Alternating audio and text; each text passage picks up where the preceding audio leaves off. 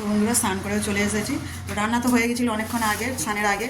তো স্নান সেটে অনেক জামা কাপড় ছিল, সেগুলো কাচলাম।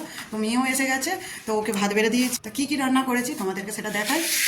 তো করেছি দেখো ফুলকপি ভাজা, আর এদিকে আছে পালং শাক আলু মেখেছি, সেদ্ধ করেছিলাম, সেটা ভালো করে নুন তেল দিয়ে ভালো করে মেখেছি, লঙ্কা দিইনি।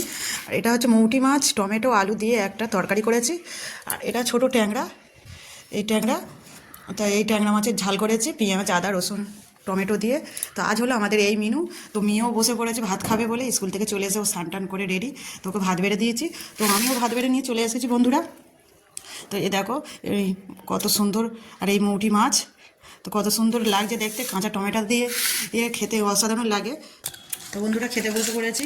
তো প্রথমে আমি ফুলকপি দিয়ে ভাজা দেখাচ্ছি। ফুলকপি ভাজা খেতে খুবই ভালো লাগে। তো এবার খাচ্ছি পালং শাক আলু সেদ্ধ করা মাখা, খাওয়া হচ্ছে।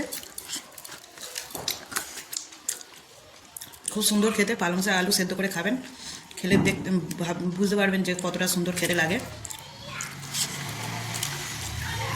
মেয়েও অল্প করে খেয়েছে।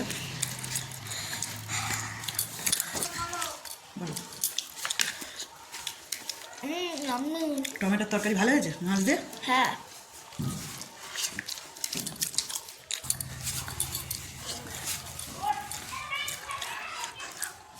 এই মৌটি মাছ অসাধারণ খেতে, টমেটোর টকটাও লাগবে।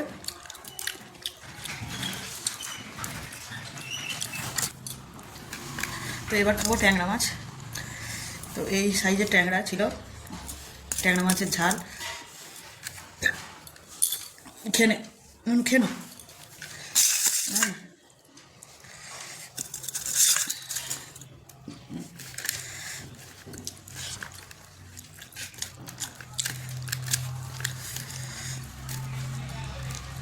মাছগুলো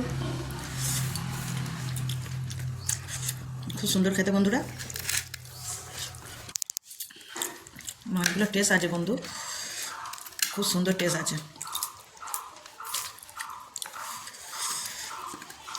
আমার তো খাওয়া কমপ্লিট হয়ে গেছে বন্ধুরা, কিন্তু মেয়ের এখনও খাওয়া হয়নি, মেয়ে এখনও খাচ্ছে।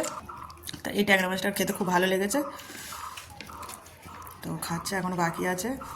তারপরে কথা হবে বন্ধুরা, টাটা।